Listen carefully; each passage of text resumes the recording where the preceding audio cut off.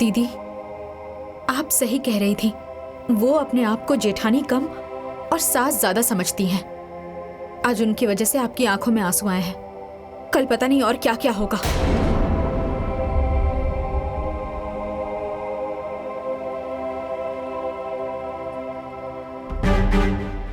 आज भाभी की वजह से मेरी आंखों में आंसू आए हैं ना। देखना, एक दिन उनको खून के आंसू रुलाऊंगी।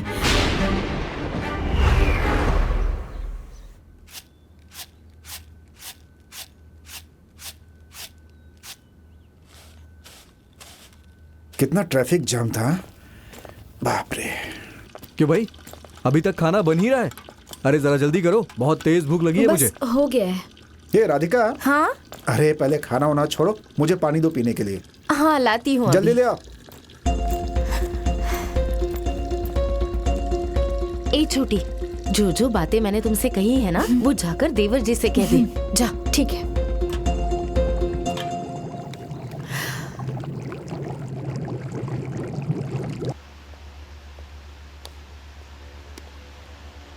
बहुत जोर से प्यास लगी थी। लीजिए, पानी पीजिए।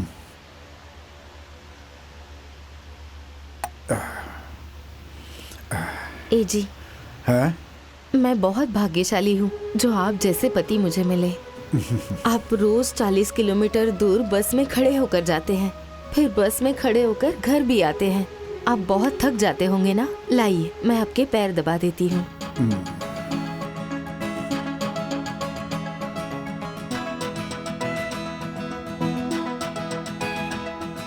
ए जी, अब मैं क्या कह रही थी, आप शहर में एक किराए पे मकान ले लीजिए ना, और मुझे भी वहाँ लेके चलिए। अब मतलब रोज रोज 40-50 किलोमीटर आने जाने में आपको थकान तो हो जाती होगी ना, और आपको भी थोड़ा आराम मिल जाएगा। बात तो तुम बिल्कुल सही कह रही हो। और मैं भी रोज थक जाता हूँ आने जाने में। लेकिन भैया भाभी को तो ऐसे छोड़ के नहीं जाया जा सकता है ना। मैं कहाँ कह रही हूँ कि भैया भाभी को छोड़कर चले जाएं। और वैसे भी हम लोग कहीं दूर थोड़ी ना शिफ्ट हो रहे हैं कि 24 घंटे आने जाने में लग जाएंगे। बस 40 किलोमीटर तो है। जब मन करेगा भैया भाभी से मिलने घर आ जाया करेंगे। राधिका, बात तो तुम सही कह रही हो, लेकिन वेकिन कुछ नहीं जी। महेश और काजल भी शिफ्ट हो रहे हैं। कल ही मुझसे काजल कह रही थी। अच्छा। हाँ, आप सोचते रह जाएंगे। हम लोगों से पहले दीदी और जीजा जी वहाँ शिफ्ट हो जाएंगे। अच्छा ठीक है, मैं कुछ सोचता हूँ।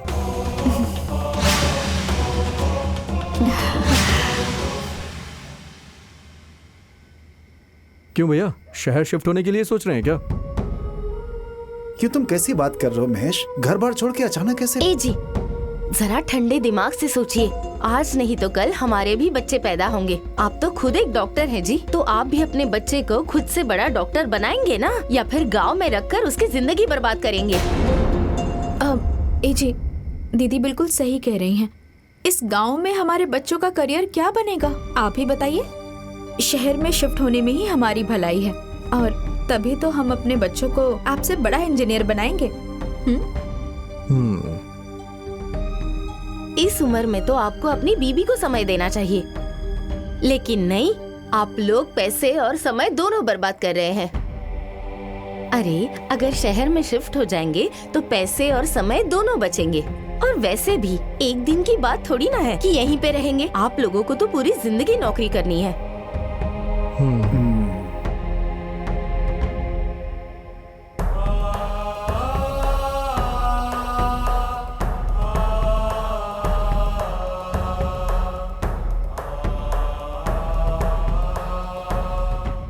क्यों रमेश भैया, ये लोग सही तो सोच रही हैं। हमें शहर शिफ्ट हो जाना चाहिए।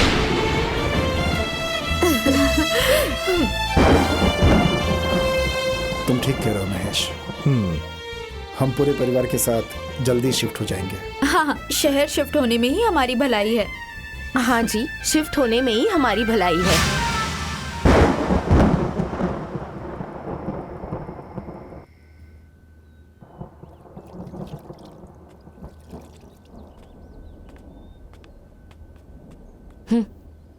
मैं बात करता हूँ। जाइए। 嗯 जाइए, बात कीजिए। 嗯 हम्म। भैया वो कुछ बात करनी थी आपसे। हाँ हाँ बोलो ना, क्या बात है? वो क्या बात है भैया कि आप तो जानते ही हैं मेरा अस्पताल गांव से 40 किलोमीटर दूर है। हाँ भैया, मेरा ऑफिस भी यहाँ से 35-40 किलोमीटर दूर है। इसलिए भैया हम वो सोच रहे थे कि क्यों ना शहर में शिफ्ट हो जाए, बहुत दिक्कत हो रही है आने जाने में। शहर में शिफ्ट हो जाऊं? अरे तुम लोग हम दोनों के बच्चे हो, तुम लोगों के बिना हम लोग भी जी नहीं पाएंगे। नहीं, तुम लोग गांव से ही शहर अप डाउन करो। भैया, अरे हम लोग आपको यहाँ छोड़ के थोड़ी ना जाएंगे, आपको भी साथ में चलना है। हाँ भैया, महेश सही कह रहा है। अब हम लोग भी जाएंगे? हाँ। तो क्या घर में ताला लग जाएगा? तो भैया इसमें दिक्कत क्या है? अरे छोटे, घर खाली हो जाएगा और खाली घर में भूतों का बसेरा होता है। आप तो चाहते ही नहीं है कि ये लोग शहर में जाके तरक्की करें। बहू, ये तुम क्या बात कर रही हो? सही तो कह रही हूँ, तभी तो आपने इन लोगों से पूछे बिना ही खेत बेच दिया।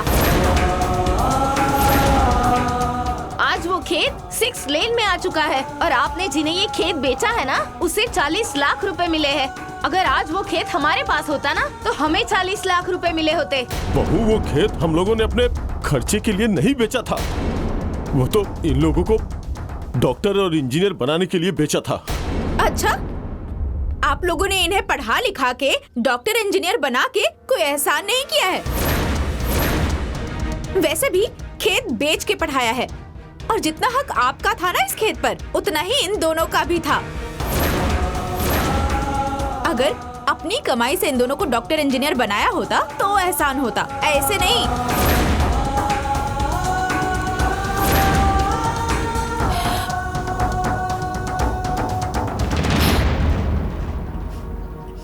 ए जी, जाने दीजिए ना, क्यों रोक रहे हैं?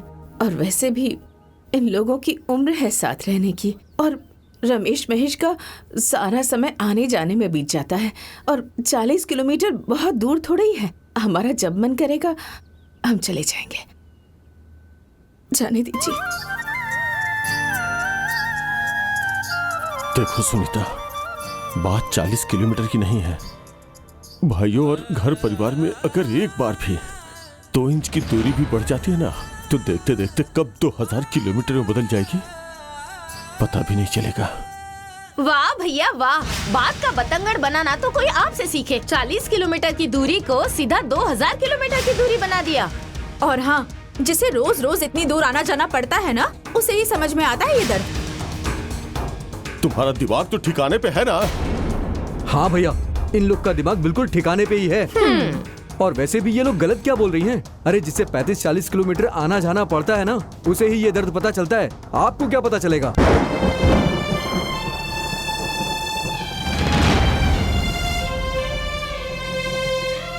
देखिए भैया, आपको चलना है तो चलिए, नहीं तो हम लोग जा रहे हैं यहाँ से। चलो। हाँ। अरे रुको, बैठो बैठो बैठो। क्यों जिद पर अड़े हुए हैं आप? जाने दीजिए ना, मैं हाथ जोड़ती हूँ, जाने दीजिए इन लोगों को। तो ठीक है, अगर ये लोग मन बना ही चुके हैं तो जाएं ये लोग। पर मेरी तुम लोगों से विनती है कि गांव वालों को पता मत चलने देना कि तुम लोग ये घर छोड़ के जा रहे हो।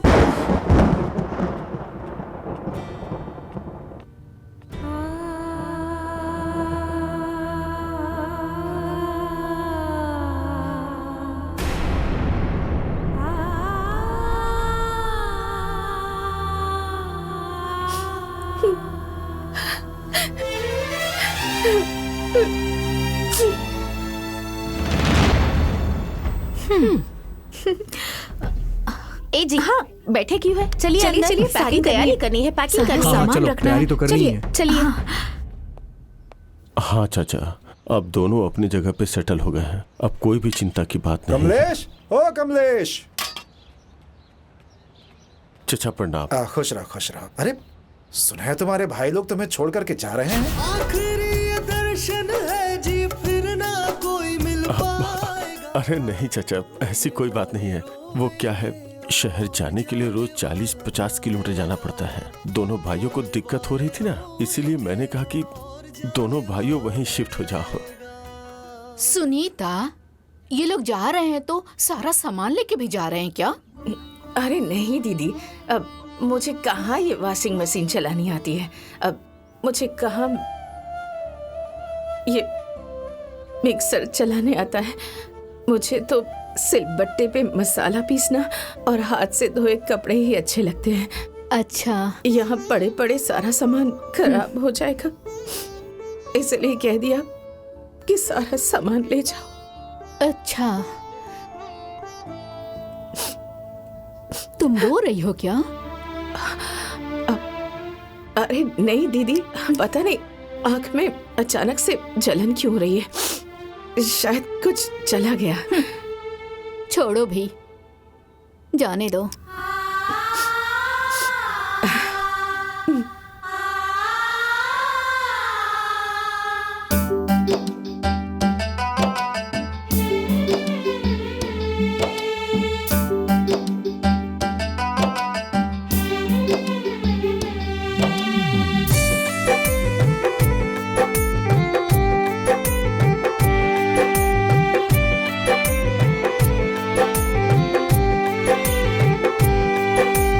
खुशी लुटाई जिन पर त्याग के अपने हर अरमान को, खुशी लुटाई जिन पर त्याग के अपने हर अरमान को।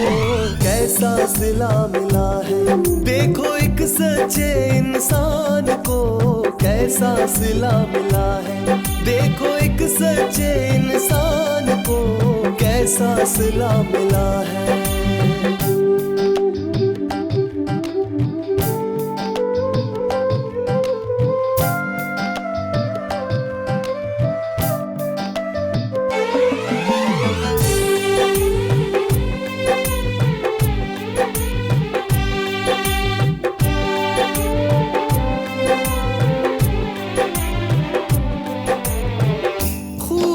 पसीना खूब बहा के जिनको योग्य बनाया जी, मिली है सफलता तो निष्ठुर बन के उन्हीं लोगों ने ठुकराया जी। सारे सपने चूर कर दिए भूल के हर एहसान को, सारे सपने चूर कर दिए भूल के हर एहसान को। कैसा सिला मिला है देखो एक सच्चे इंसान को, कैसा सिला मिला है देखो एक सच्चे इंसान को, कैसा सिला मिला है।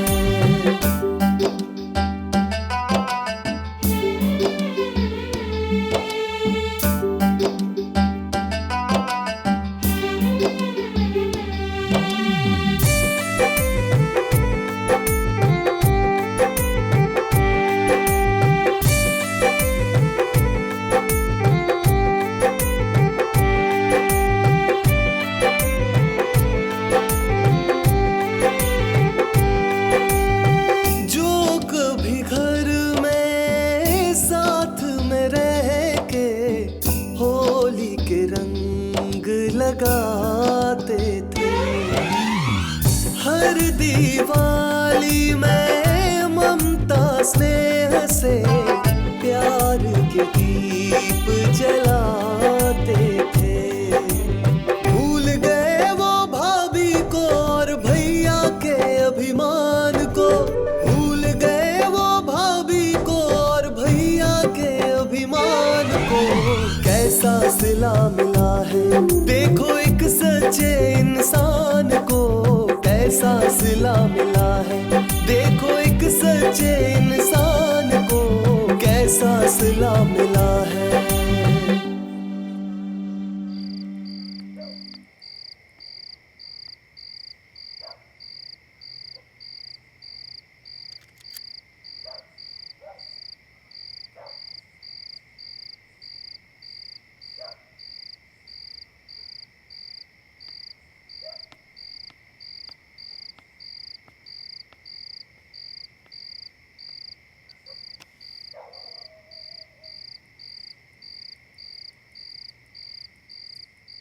ए जी, आप जरा रमेश महेश को फोन लगाइए ना, बहुत दिन हो गए बात नहीं हुई उनसे। सुनीता, तुम किस मिट्टी की बनी हो? वो लोग तो हम दोनों को कब का छोड़ के चले गए, फिर भी तुम्हारा मन नहीं भरा? मन क्यों भरेगा जी? अरे वो लोग कुछ भी करें, पर है तो हमारे अपने ही। आज नहीं तो कल जरूर बदल जाएंगे वो लोग। एक बार फोन लगाइए ना जी। अच्छा ठीक है।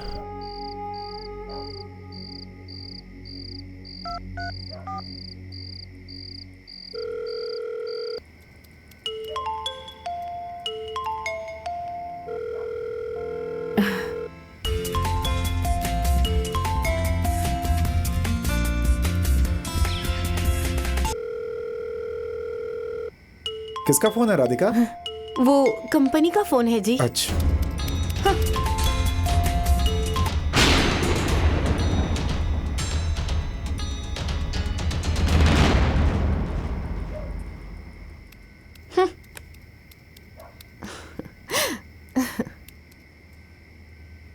इस बार की दोनों LIC जमा हो गई। अच्छा किया जी। हाँ। क्या हुआ जी? रमेश ने फोन कट कर दिया। रुको, महेश को फोन करता हूँ। अरे मैं कह रहा हूँ ना, चलो मेरे साथ। अरे रहने दीजिए, छोड़िए अच्छी ना, फिल्म है मैं ना?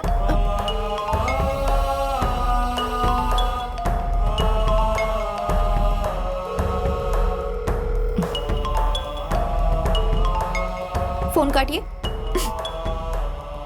इतनी अच्छी फिल्म थी, मूड खराब हो गया। क्या हुआ? उसने भी फोन कट कर दिया। उन लोगों को हम लोगों से कोई मतलब नहीं है, चाहे हम लोग जिए या फिर मर जाए। अरे आप कुछ भी कहते रहते हैं। अरे वो लोग शहर में रहते हैं, आपको पता होना चाहिए कि शहर में दिन रात एक बराबर होते हैं। किसी काम में व्यस्त होंगे, इसलिए फोन काट दिया उन्होंने।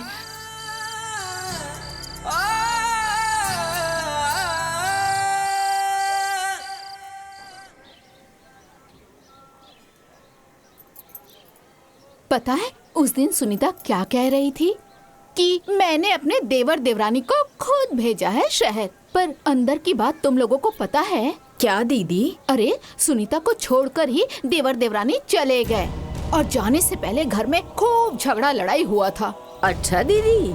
हाँ, लेकिन ना सुनीता से मैं कितना भी झगड़ा लड़ाई कर लूँ ना, पर आजकल के समय में ना ऐसा भैया भाभी मिलना ना बहुत ही मुश्किल है बहन। अपने देवरों के लिए उसने अपनी औलाद पैदा नहीं की और उन दोनों को ही अपनी औलाद समझ के पाल पोस के बड़ा किया। घोर कलयुग आ गया है। अरे देवरानी के आते ही दोनों देवर लात मार के निकल गए। कमलेश और सुनीता गांव वालों से छुपा रहे हैं कि गांव वालों को ना पता चले कि उनके भाई उन्हें छोड़कर शहर चले गए हैं। चाचा, ये बात तो वो लोग छुपा लेंगे, लेकिन ये बताइए, पूरा गांव तो ये बात जानता है ना कि वो अपने दोनों भाइयों को पढ़ाने के लिए, डॉक्टर इंजीनियर बनाने के लिए अपना खेत हमें बेच दिए थे। फिर भी पैसे कम पड़ गए तो अपना घर गिरवी रख के बैंक से लोन तक ले लिया। अरे भाई, यही दुनिया की रीत है। जो अच्छा करता है ना, उसी के साथ बुरा होता है। हाँ, देखो सच्चाई यही है, भाई भाई में चाहे जितना भी प्यार हो, लेकिन बीवी आने के बाद ना बंटवारा होना तय है। हो गया ना घर वीरान, उजड़ गई ना तुम्हारी कोख। इसीलिए मैं कह रही थी कि अपना बच्चा पैदा कर लो, ये तुम्हारे देवर किसी काम नहीं आएंगे। तो आज ये दिन देखना नहीं पड़ता ना। अरे अब तो तुम औलाद भी पैदा नहीं कर सकती, देख लेना। वो लोग अपना घर भी बसाएंगे और औलाद भी पैदा करेंगे।